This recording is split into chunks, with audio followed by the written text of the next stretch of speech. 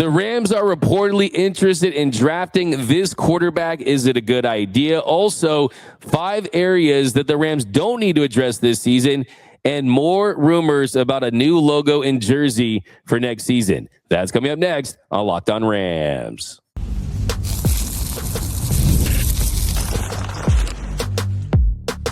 You are Locked On Rams, your daily Los Angeles Rams podcast. Part of the Locked On Podcast Network, your team every day. What is up, Ramily, and welcome to another episode of Locked On Rams, your daily podcast covering your Los Angeles Rams, free and available wherever you get your podcasts. Locked On Rams, part of Locked On Podcast Network, your team every day. Locked On Rams, part of the Locked On Podcast Network, now the #1 sports podcast network. We're also available over on YouTube, so if you haven't yet, do us a huge favor, hit the subscribe button, hit the like button, drop a comment down below. Also, podcast listeners, write us a review or read on the show. My name is Doug McCain. You can follow me on X and Instagram at DMAC_LA. I've covered LA sports for over a decade, 24/7 sports, Bleach Report, SI, Dodgers Nation. And as always, I'm joined by the Rams pre, half, and post-game show host for the Rams flagship radio station, ESPN 710 LA. He's going to be entering his 12th season covering your Los Angeles Rams, the People's Champ, Mr. Travis Rogers. You can follow him on X at Travis Rogers. And on today's episode, the Rams are reportedly interested in drafting this quarterback. We'll tell you who it is and if it's a good idea. Also, everyone's talking about the Rams' needs this offseason. Why don't we start by talking about what the Rams don't need, and then we'll go from there. And we're going to pick up on the logo talk. More information, more rumors, I should say, about a potential new logo, new jerseys. There's so many different rumors swirling about the future of the Rams brand and their identity. So we'll get into that. I know Travis would love to talk about that kind of stuff. So we'll get into that. But first, today's episode is brought to you by FanDuel. Use your profit boost on an NBA future and get entered for your chance to win a trip to the NBA Finals. Play your game with FanDuel, the official sports betting partner of the NBA. Visit https://FanDuel.com to get started. All right, Travis. Actually, before we get into the Ty Simpson talk, Isaac Bruce was on my favorite show, the Travis and DeMarco show, ESPN LA, 3 to 6 drive time. And he had some interesting comments about Puka Nacua and his future with the team and kind of going and getting that bag. Saw he got aggregated by some Rams sites. That's always great. I love when that happens, right? I mean, but what was your takeaway from Isaac Bruce's comments about that? I thought there were 2 things that he said that were really, really interesting. Number one, you mentioned the Puka stuff, and it was a little bit about what you and I have talked about before, which is live to fight another day, right? Live to understand where you are in a drive, understand where you are in a game, understand where you are in a season, understand where you are in your career, and sometimes that means making a decision that might not be the toughest decision or the meanest decision, and trying to run through a guy's face, which he's amazing at. He does it all the time.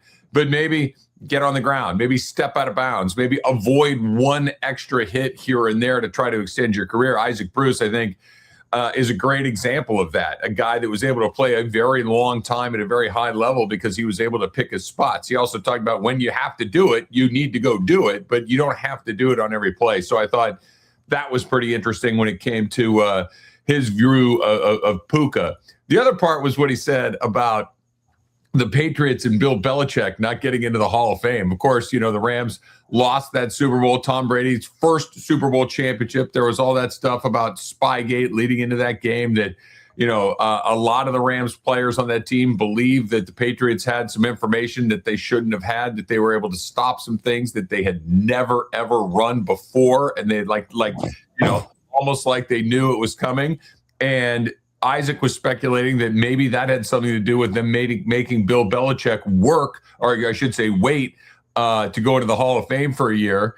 And I asked him, I said, do you think they'll do the same thing to Tom Brady? And he just kind of didn't answer the question exactly, which I thought was kind of interesting as well. So it was a good conversation with Isaac. He's a great guy and a really interesting guy to talk to.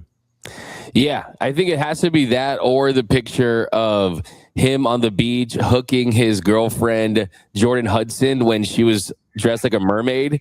Have you seen that picture?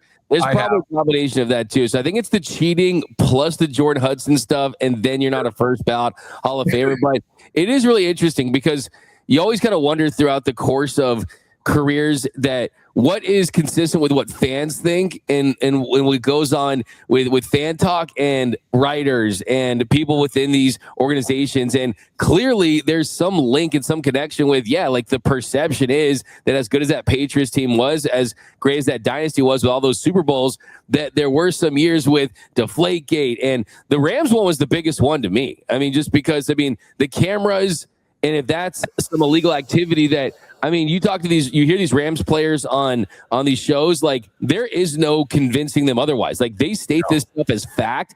And if it was the Patriots winning that Super Bowl by 50 points, right? Rams should have won that Super Bowl. We all know that.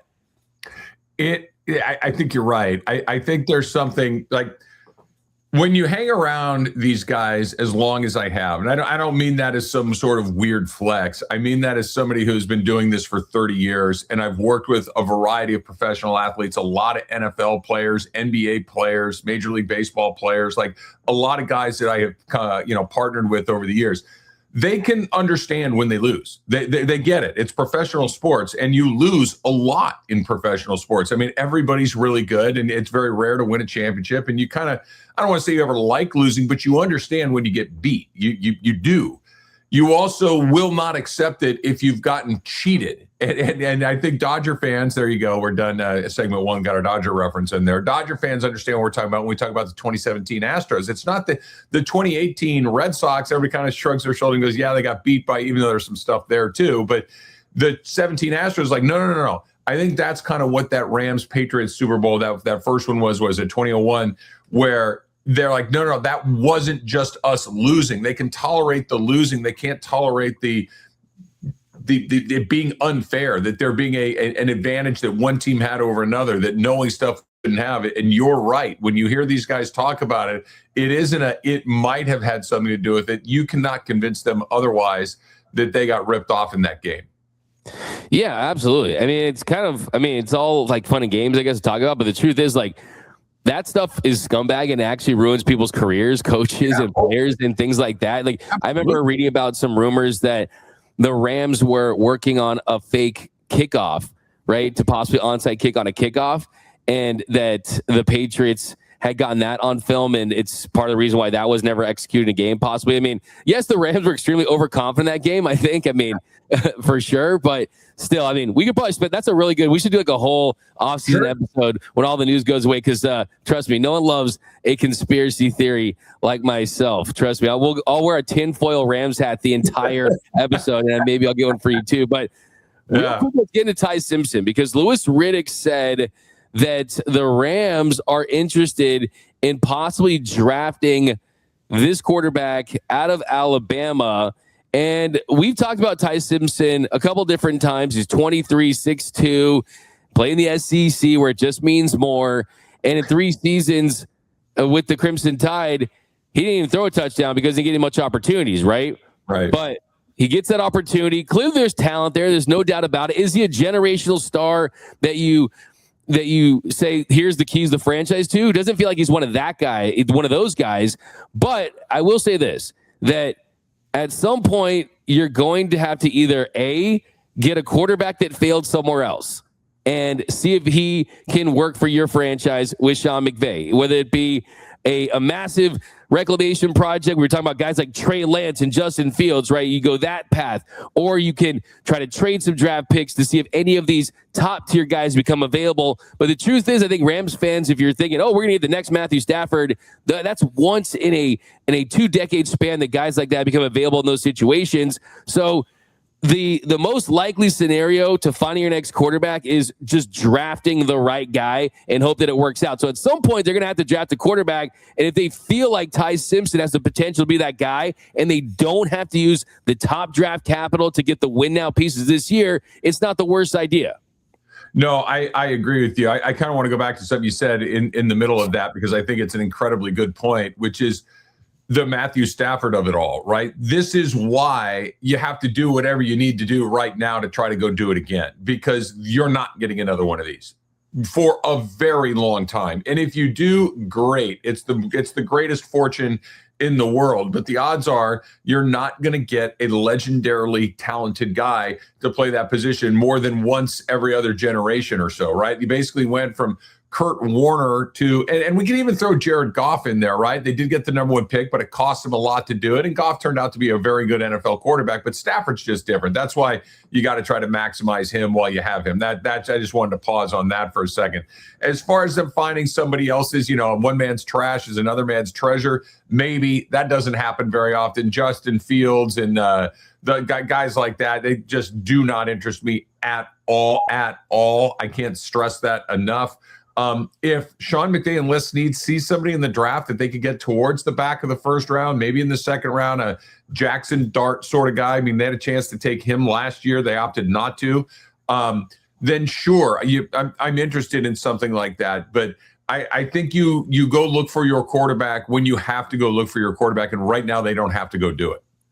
Yeah, I think that you're absolutely right in that you consider it because of Jackson Dart, right? I mean, we saw guys like that, hey, like this guy, he's got something. And does Jackson Dart look like a future top 5 quarterback? Maybe not, but he does look like a guy that's pretty fun, that can win games, that has that potential and a lot of ability.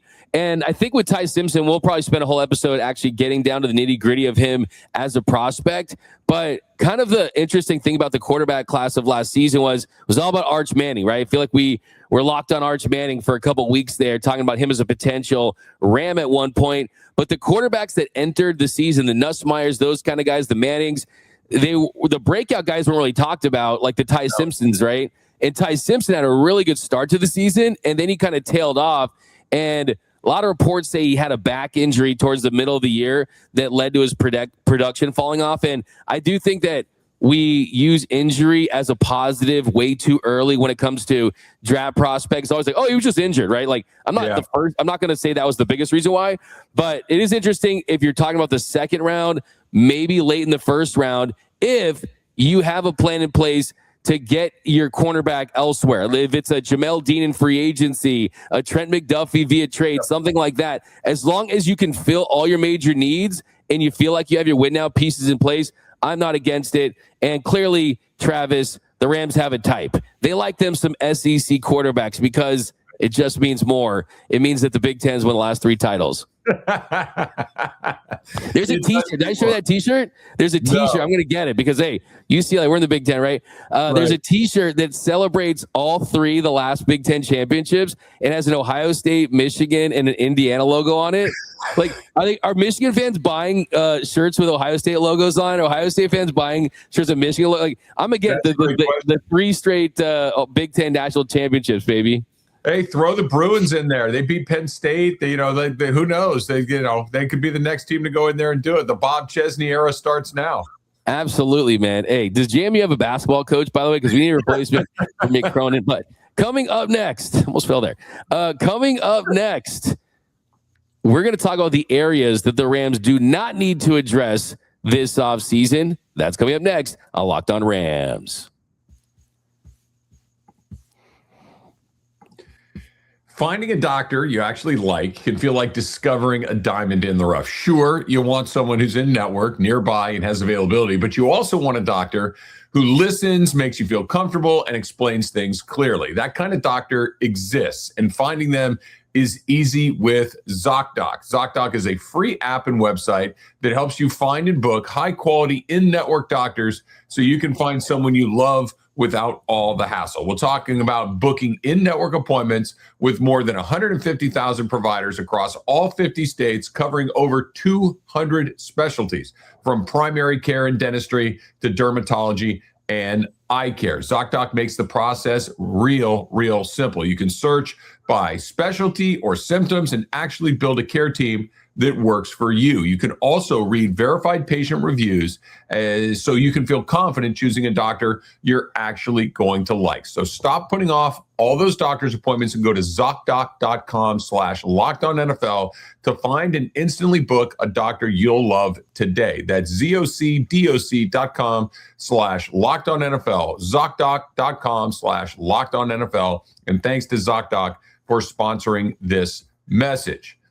And have you ever wanted to experience an NFL Finals game live and in person? Well, FanDuel is giving you the chance to turn that dream into reality with their NBA sweepstakes. Here's how it works. You use your profit boost on any NBA future, and you'll automatically be entered for a shot to win an NBA Finals trip for two. That's right. Flights, tickets, the entire experience. So if you're already looking at the board and thinking about which team can make a deep run, this is the perfect time to lock it in, right? Futures at this time of year are great, whether it's picking a team to win the championship or grab a conference title. It adds that extra layer of excitement to every game down the stretch. And right now, not only can you pick up cash, but you could also get a trip to the finals. So visit FanDuel.com to get started. Use your profit boost on an NBA future and get entered for your chance to win a trip to the finals. Play your game with FanDuel, the official sports betting partner of the NBA. And we are off and running here on Locked On Rams. Thank you for making Locked On Rams your first listen every single weekday. Free and available wherever you get your podcast. Locked On Rams, part of Locked On Podcast Network, your team every day. Also, a big shout out to those everyday listeners out there watching and listening to every single episode. And now's the time to take your Rams fandom to the next level by joining the Everyday Listeners Club. Go to lockedonrams.supercast.com to join today. You get ad-free audio wherever you get your podcast, exclusive content, an exclusive membership to an exclusive Discord where you can talk Rams football with fellow Rams fans 24/7, 365. I'll be in there and so much more. So join today to get started. All right, Travis. So here in our second segment, we're going to talk about some of the Rams areas they don't need to address, right? There's all this talk about a cornerback and maybe adding a quarterback like we just talked about. But I think it's always good to start with, hey, like, what do we have, right? It's like before you go to the grocery store, you're like, hey, man, like, well, what do we have? Like, we don't have to get that, right? So first and foremost, I want to start with the interior offensive line. Kevin Dotson has been incredible since the Rams traded for him from the Steelers. One of the best run blocking guards. I think part of the attitude and identity of this offensive line, he's the biggest part of it. Then Steve Avila, maybe he hasn't been this all-pro, but he certainly has worked out as an offensive lineman. Then Coleman Shelton has been an upgrade to Bo Limmer. Yeah, they've really got that figured out, I think, in a way that you can be comfortable with. I almost said you can rest easy. I don't know if you can ever rest easy in the NFL. I don't know that's a state of mind that anybody is ever in, but you mentioned Kevin Dotson. That's another one of those signings that we at the time it's like, yeah, okay, they got a backup guard from Pittsburgh, Kevin Dotson, whatever. You don't really give it too much thought. Well, it turns out he's become an anchor on that offensive line. Like you mentioned, not only has he played at a really high level, but he's brought a certain identity to that offensive lineman that I don't know if it was there before, especially with Rob Havenstein, no longer with the Rams. He's decided to go retire. You're going to need somebody that's been around the block a few times, somebody that kind of brings an NFL nastiness to this thing, and Dotson is certainly that guy. Shelton settled the whole line down. And when you have a center like Shelton that can do what he does, it takes so much off the table for Matthew Stafford. He can worry about other things. He doesn't have to worry or check into the right protections because the center is going to do it for him. The center is going to make sure that what needs to be blocked up correctly is blocked up correctly. So, and then I thought you described Steve Avila, who's one of my favorite Rams. He's just a really fun guy to talk to and an interesting guy to talk with. And he's a good football player. Maybe he didn't turn into, like you said, the all-pro that maybe you were hoping to get when you drafted him, but you got a starter at an important position in the NFL. He is versatile if you needed him to be. So I'm with you. I think those three guys in the middle, and we've talked about it. The tackles are obviously kind of, if there is a glamour position on the NFL, it's the tackles, or on the offensive line, I should say, it's the tackles. But it starts in the middle. If you can keep your guy safe up the middle, he can avoid stuff coming off the edges much easier than you can avoid it coming in your face. And those guys have done a really good job with that. Especially with Matthew Stafford, too, because if you can bull rush him up the middle, it's probably going to end up as an incomplete or a sack or something like that. He's not going to be breaking out and doing a lot with his legs. One rushing yard last year. Come on, Matthew. Let's get some more on the ground next season. But let's stick with the interior, but the defensive line, because Kobe Turner, we know He's been one of those draft picks from the 2023 class that is one of the biggest reasons why they didn't have this big down to the studs rebuild with all these years of irrelevance. And they could probably get a new deal done with him potentially as well. But you got Braden Fisk. Not a lot of talk about how well Braden Fisk performed down the stretch. Puna Ford was an absolute revelation for the line that improved their ability to stop the run. And then even behind them, Tyler Davis, he was solid. Ty Hamilton, he was solid. So I think the interior is in pretty good shape. I thought I'm glad you brought up Tyler Davis's name. I thought he had a really good season. He didn't play a million snaps like some of these other guys, but when he was in there, you felt his presence. Like it felt like he was impacting the game in really positive ways. So I'm with you there. And I know I'm a broken record when it comes to this stuff, but I think this all comes back to Matthew Stafford again, because you did hit on these picks, because you did go out and get a guy like Ford in free agency that wasn't a high profile signing. It wasn't one of these things that makes you jump up and down and call your buddies, but it's one of those things that changes the quality of your football team, and it allows you to spend your money. It allows you to spend your draft capital in other spaces because you get the important things done. I don't want to say cheaply, but at least at the right price. You're not overdoing it. You're not have to redraft the same position over and over and over again because you can't get it right. So because they've hit on guys like Turner later on in the draft, it allows you to keep firing at other places, keep giving Matthew Stafford more weapons so you can continue to be the offensive team that you are. And this is the secret sauce of the Rams. You and I have been talking about this for years. Yes, Sean McVay is awesome. Yes, Matthew Stafford and Puka Nacua and Devontae Adams are awesome. But they find starters in draft positions where not everyone else does. They find starters later in the draft, in the middle rounds of the draft, and it is an incredible advantage that they have.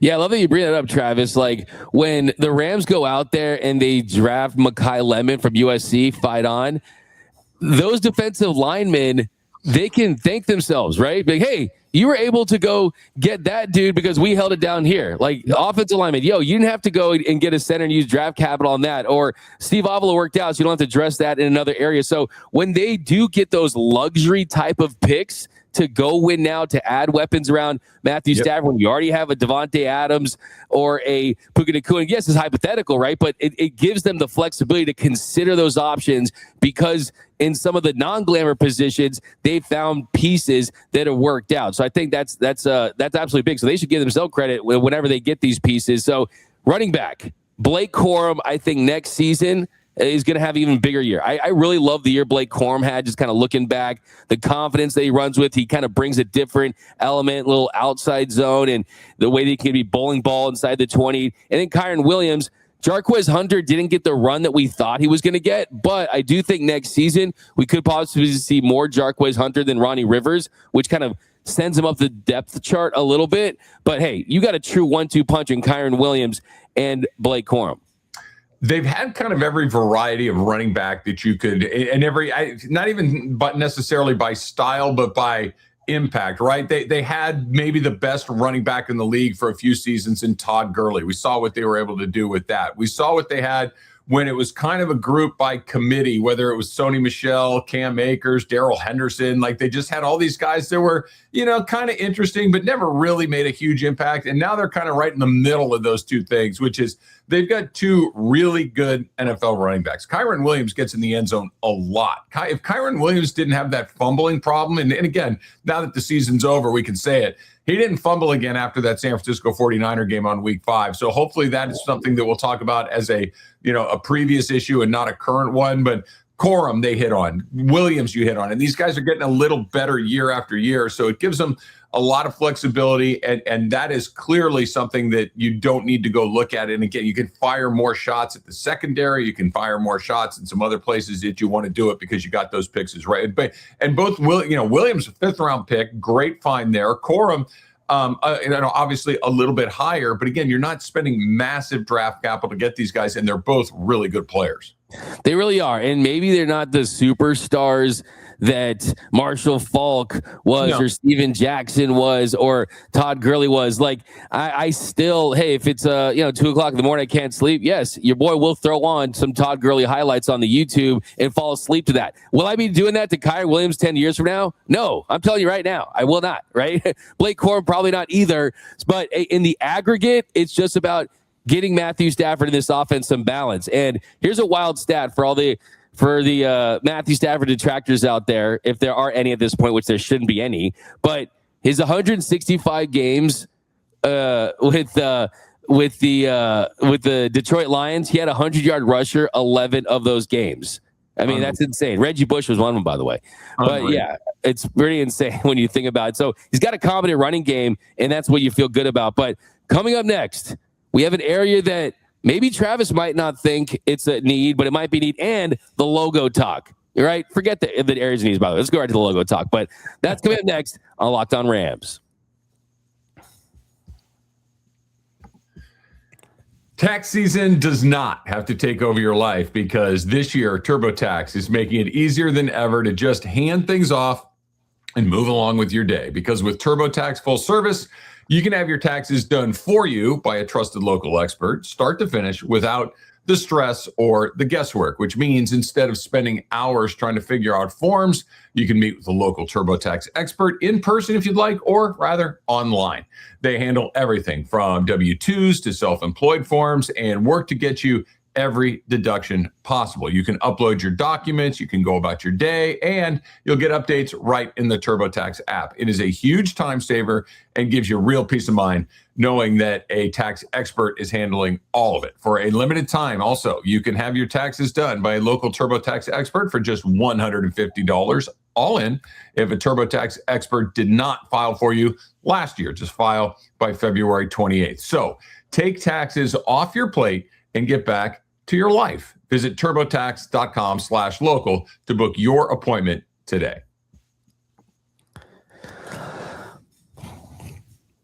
And welcome back to Locked On Rams. Thank you for making Locked On Rams your first listen every single weekday. Free and available wherever your podcast. Locked On Rams, part of Locked On Podcast Network, your team every day. All right, we're going to keep those two other areas where the Rams don't need to address. We're going to roll that over to tomorrow's show, and we're going to get into the logo talk. So the rumor, Travis, that we talked about before the show is that the Rams are going to be keeping this LA logo, but it's going to be all soul. They're going to do away with the gradient. And the biggest rumor, though, is that the horns, the kind of the new updated horns, the one that they kind of have phased out last couple of years. Eric Dickerson said some wild stuff about that logo that we can't say on this family show. But then they're going to replace that with the skull skeleton Rams horns, something like we saw in the early 70s, some variation of that. What is your take on these recent rumors about the Rams logo, Travis? I love it.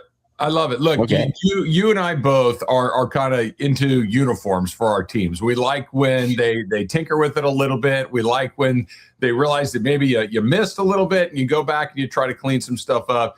The Rams logo, when they redesigned going into SoFi Stadium, I thought at first I'm like, I don't know. And it really grew on me. I think that the helmets that they have now, you can see them kind of, if you're watching this on YouTube, you can see it over my head here on my bookcase back there. I really like it. But the reason the helmet looks as clean and as awesome as it does is because it doesn't have that gradient. It's just that yellow horn around. So if you got rid of the gradient, I think it's going to make it look even better. So I really like that idea. As far as the skull and bones goes of the old Ram, I've always liked that. I would love to see that come back. The gradient thing just always felt a little USFL-y to me, for lack of a better word. It just doesn't really work for me in the way that some other things did. But if you go just the straight yellow numbers on those blue jerseys, I think that would be unbelievable. I am 100% here for that.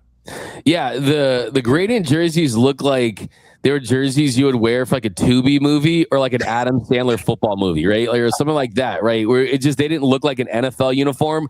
But I will say this, Travis. Today is President's Day.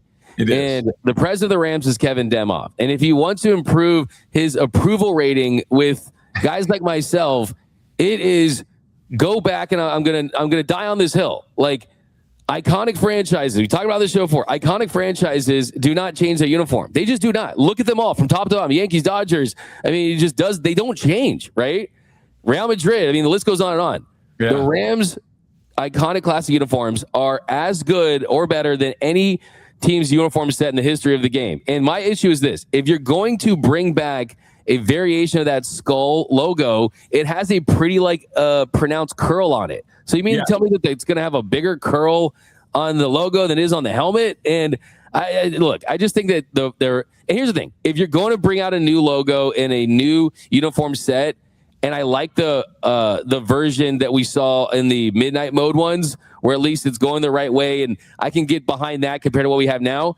At least give me one game per season. All I ask for. At least one game, like we saw with the creamsicle Tampa Bay Buccaneers uniforms, like we saw with the Seahawks uniforms. Give me one game per season where the Rams wear the classic, the Eric Dickerson, the Vince Ferragamo. Give me one game per year, and I'll be at least feeling better. But here's what I'm thinking, Travis. There's a reason why they don't do it one game per year, because they know if they do it, everyone's going to say to keep them and not to change them. That's my theory. Yeah, well, it's not a bad theory. Those are my favorites too. I think I'm a little bit older than you, but I think we both kind of, that's the one you think of when you think of the LA Rams, is you think of those Eric Dickerson uniforms, the ones, the Jackie Slater uniforms. Like, those are the ones that kind of pop out into my head when I think of it. These have really grown on me. They really have. I didn't think they would, but I've kind of come around. If they just flattened out the number and ditch the gradient, I think they're on to something. But I'm with you, Doug. If they threw it back to like 1985 again, I would be in that for sure, because those are absolutely clean. Okay, I will say this. They just need to nail this second attempt at a rebrand, because the past one, they clearly didn't even feel like they did, because they phased out the Horns logo and they're replacing it. So we'll see. I mean, look, if you can do something where it's an update, and I'm not going to lie, when the Rams, when I was a kid and the Rams broke out those navy and gold, and you didn't like them, but like I thought, like, as an avid 2K and Madden player, like I was living. Obviously, I wasn't a St. Louis resident, but that was my squad in Madden. I still think those are bangers, bro. That's a hot take. That's my PT Cruiser take of uniforms. I actually still think they were bangers. The only thing uglier than a PT Cruiser could possibly be the Rams wearing gold in their uniforms. Like, look, and 49ers gold is kind of weird, but all right. Here's why. And the gold Rams, the gold and the navy Rams from a few years ago, those are the St. Louis Rams. Fine, whatever, do your thing. I don't really. St. Louis can have that. The LA Rams are blue and yellow. They're not gold. Yeah. The LA Rams have yellow, not gold. They have more of a royal blue, not a navy blue. So if that's how we're going to distinguish between the St. Louis Rams and the LA Rams, that's fine by me. I don't ever need. All I can feel is like Sam Bradford getting sacked 45 time vibes in those. No, I'm not saying I want those back. I'm just saying that, like, I have at least liked a rebrand of the Rams in the past to the point where maybe they could do it again. But I mean, it's right there. Like, the best uniforms are right there. Just like, you don't need to like get credit for anything. I know Kevin Demoff. Like, here's the thing. Here's the thing. Like, when it comes to like the Rams offense and their defense, like a lot of times on this show, like I kind of delusionally think I could actually fix it, when the truth is like probably like it's kind of laughable, right? I know for a fact I could fix the Rams uniform set, like 100%, and make Rams fans happy. I don't disagree with you. I think we're on to something here. We're gonna gently push that stone up the hill. We're gonna get what we want eventually. It just may take a little time. Hey, I know they watch the show. That's all I got to say. But that's going to do it for this episode of Locked On Rams. My name is Doug McCain. You can follow me on X and Instagram at DMAC_LA. And you can follow the People's Champ, Mr. Travis Rogers, at Travis Rogers. Catch his radio show, Travis and DeMarco, Drive Time, ESPN LA, 3 to 6. And also, Rams fans, you could lead it on podcast too, right? So Rams fans, you can get an Isaac Bruce interview on the podcast too. So big shout out to him for going on the show. But that's going to do it. And until next time, whose house? It's Locked On Rams house.